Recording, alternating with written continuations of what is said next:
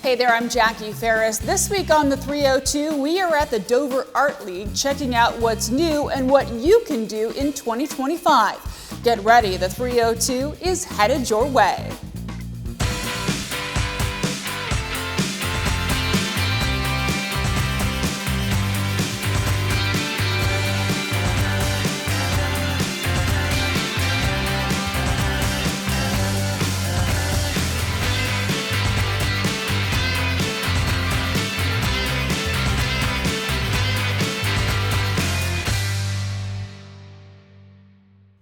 Hey there, we are at the Dover Art League where there is always something cool happening. I'm joined by Chelsea Memolo to talk a little bit about 2025. So much happening. Thanks for joining us. Oh yeah, of course. So let's talk a little bit about an overview. You guys have really been seeing kind of like a rebirth, as it were. You're growing a lot. We have a ton of classes this year. A lot of traditional art classes for both kids and adults, but also some fun and relaxing, like one-off workshops for people who maybe don't want to commit to a 4-week class or just want to try something new.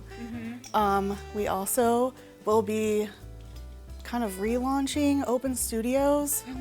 So we already have Open Pottery Studio, which has been such a hit, like it's so popular. Yeah. But we want to have regular Open Studios for our members to work on whatever medium is their choice.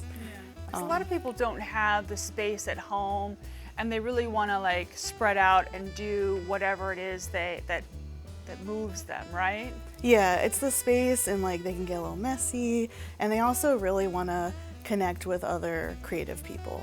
Now, I would imagine that if you've got one person that say is into oil paint and another person who's into like sketching and drawing, that they can have quite a interesting conversation and kind of inspire each other. Yeah, for example, last Saturday, a few of us stayed after and had our own little private open studio to test, I guess you could say, and we had somebody set up painting next to a throwing wheel, and one person was throwing pottery, the other one was painting a portrait, and just chatting and inspiring each other.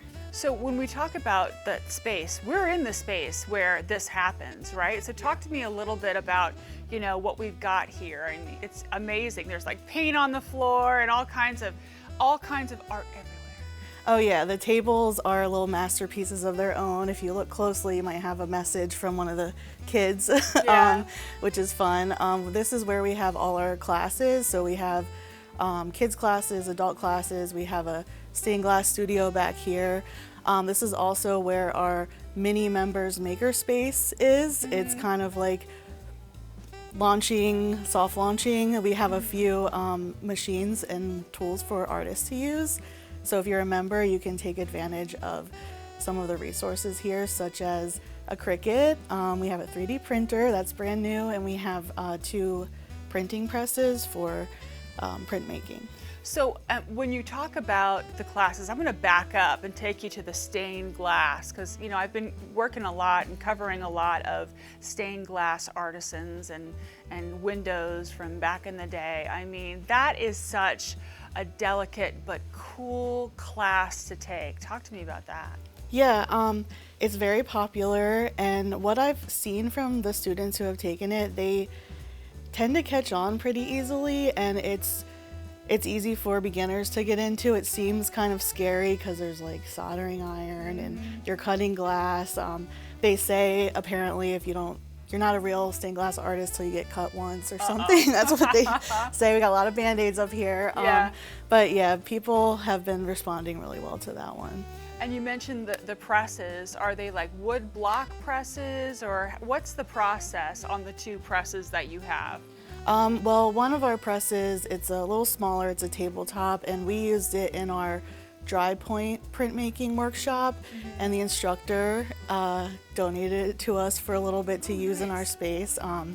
He's one of our members, Josh Nobling, and I actually took that workshop, so I've never done printmaking, but you etch onto the glass and use ink to roll on, and it presses it through the rolly thing. Yeah, I'm a photographer. I know what you're talking do about. all that, I know what you're talking about. Yeah, it was really cool, and it goes in and out, and then it presses on the paper and makes like an impression. The other one I think does more of the like wood block. Yeah.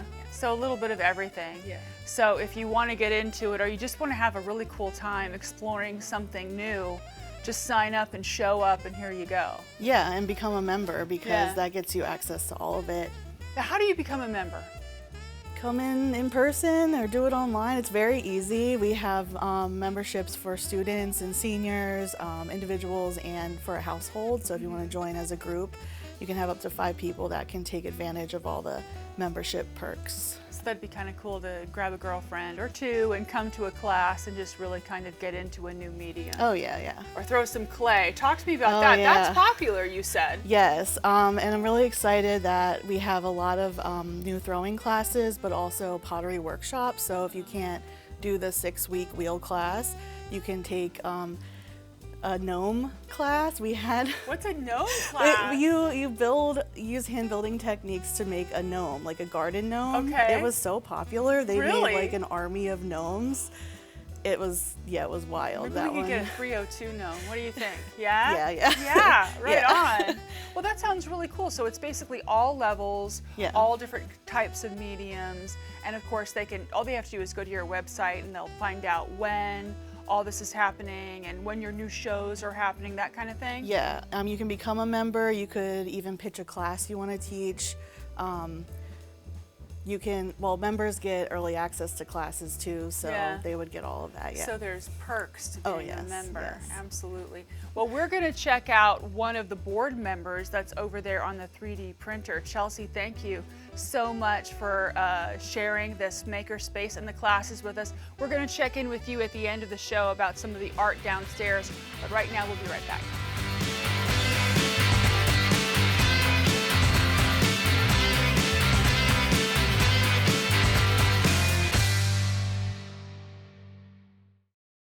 Hi, I'm Nick Sarator. I'm the Exhibition Director for the Rehoboth Art League, and you're watching the 302, your source for art and entertainment.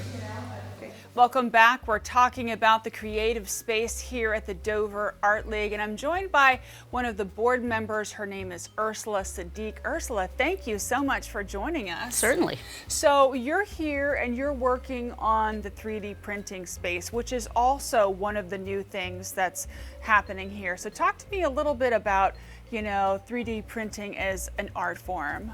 Certainly. So here at the Dover Art League, we've just started to build out mini members makerspace is what we're calling it. So we're bringing tools on board for our members to use in their creative projects. And one of the tools we just got in-house is this 3D printer.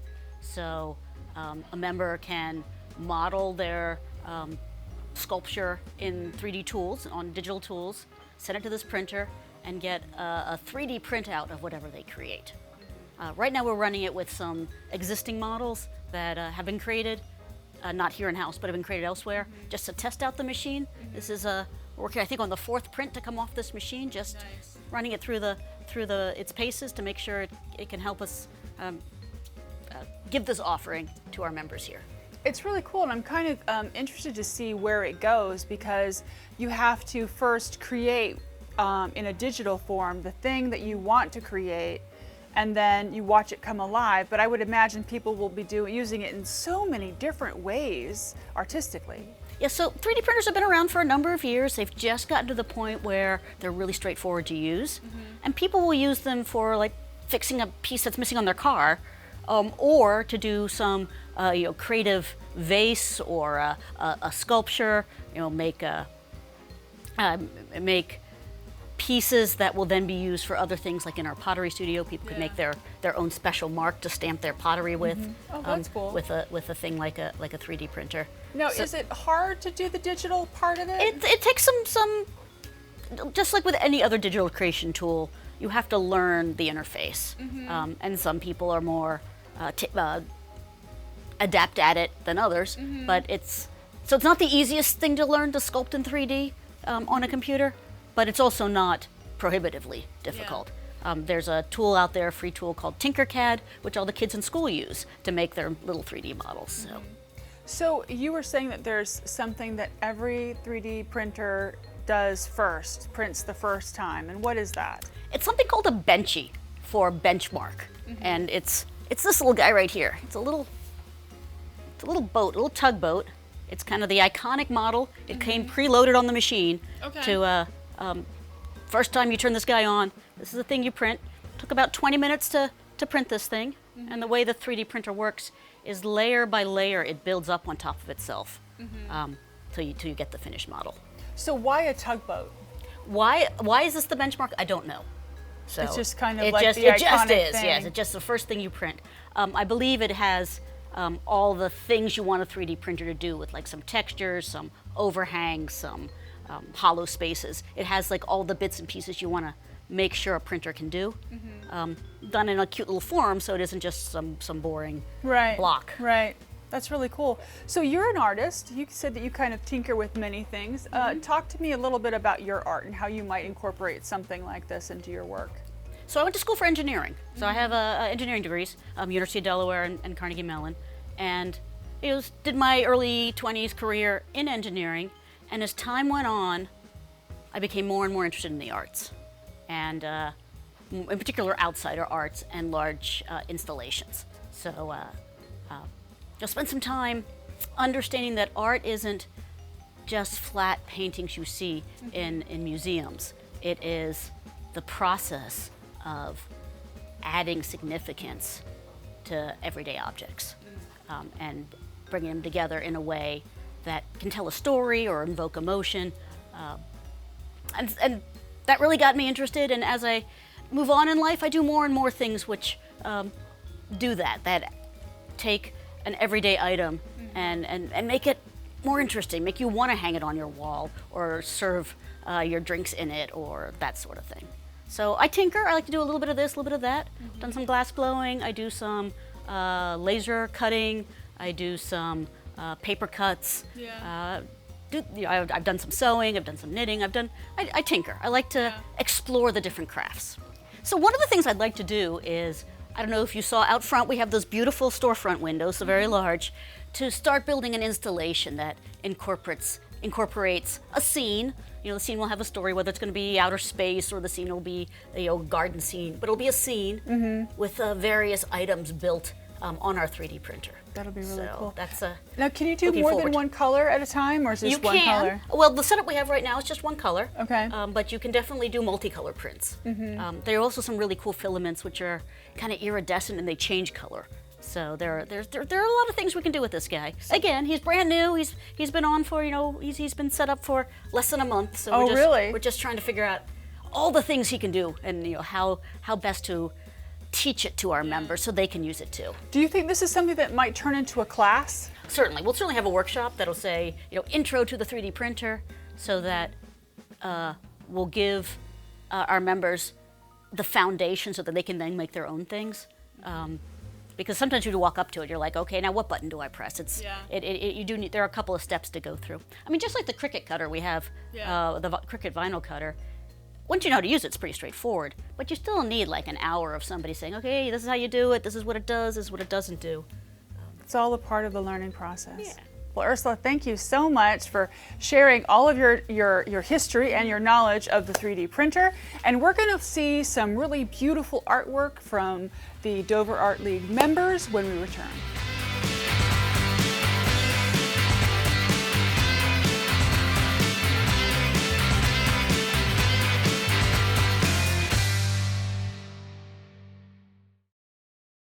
My name is Sarah Pavlik, and I really enjoy making collage on the 302. Welcome back. We have come down to the gallery with Chelsea Memolo to talk a little bit about all of the art. Now, this art rotates quite a bit, right? Yeah, it's not like a consistent time frame. It's whenever the artists want to switch out or they sell and we need to fill space. So we just kind of refreshed a whole lot and also got some new member art. So if you're looking for a gift or something, I mean, this is the perfect place to come in because, I mean, I bought a couple of pieces here because it's so diverse when you talk about just the breadth of artistry that's here. Yeah, so we have cards, as you know, lots of cards, photography, watercolor, print cards. We also have stickers, scarves, sculptures, but then we also have all the art on the wall, and there's such a range too, from fiber art to paintings to photography, drawings, digital art. Now, I want to talk a little bit about some of the art that we have in the gallery right now. You have a really, really beautiful stained glass piece. Now, is that from one of your members as well? Did they take the class and then move on? Well, actually, it's the teacher of the class. Oh, is it the teacher? Yes. Okay. Yeah. So she has 2 pieces. She's taught a few classes with us so far, and she has one that's functional, so it's you could hang your coat or probably like a bag on it, and then she has the abstract piece, which I haven't seen a lot like that. It was really fascinating. No, it's just right off camera left here, and it's really cool. It's very eclectic, almost like a floating sun or flower. I'm not sure. I think it's her version of an abstract piece, so it totally does look, I see the flower, but it's like suspended and like floating. That makes me want to take her class because, I mean, very, very talented. The other thing that just jumps out at you are the rugs, especially the dolly rug. I mean, come on. Yeah, so his work is new. He's a new member, and I actually started following him on Instagram, and I was like, there's a tufter around here, like locally, because I bought tufted rugs from people online, but I didn't know we had an artist here in Dover doing that. So I bought a Yoshi rug from him, and then I was like, have you ever thought about hanging your art in a gallery and like selling it? Because I could just envision the texture on the wall. So he became a member. He brought us 2 pieces at first and then 2 more to get a good variety and also like a good price range for people because the response was like amazing. Yeah, people were really into it. It's just really cool how it starts off and you're like, oh, it's a face, and you go down the threads and it's the mustache. So cool. Yeah. Did you say what his name was? Steven. Steven? I don't know how to say his Oh, last name. okay. Well, Steven, you're very talented. So, I mean, just the breadth, like we were saying. I mean, photography. You have so many talented photographers here. There's one of like sand dollars, and then like the sunset. Oh yeah, Lorraine Serbinski does all the still life photography in here, and you can see like the study of items with her stuff, and it's very organized. Like, unlike some other photography, it's like, she has a very distinct describe style. it. Yeah. Yes, very much so. We have like some wildlife stuff and some landscapes, and I myself do portraits, but seeing still life like that, it's fascinating for me. And I wonder if she, kind of plays with the color a little bit because it's just so electric, you know? I think it's her lighting. Yeah. Because Okay. she has a background in product photography. Okay. And I follow her on Facebook, and she does these practices with her kids too, where she teaches them photography. Yeah. And they practice like lighting Yeah. and things like that. Yeah.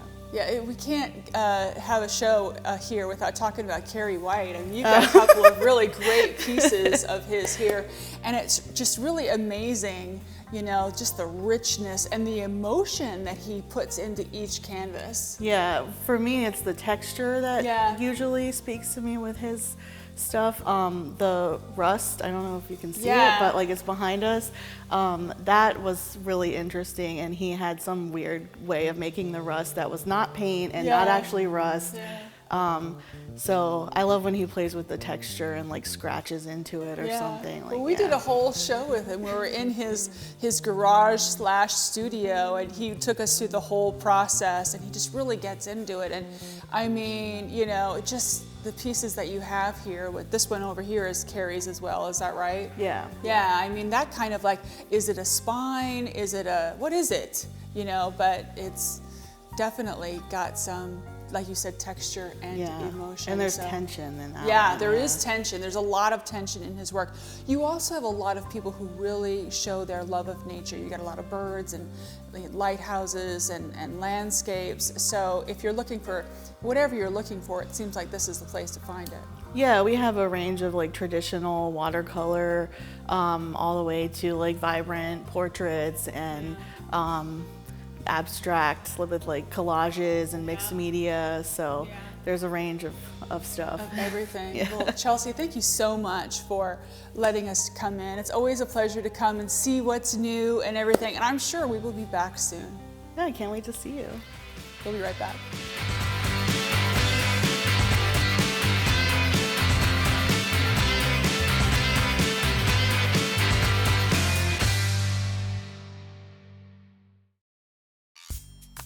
So are you thinking you might want to sign up for a class? Well, if you do, make sure you take a picture when you come down and share it with us on Facebook. Now, here are some other things you might want to check out.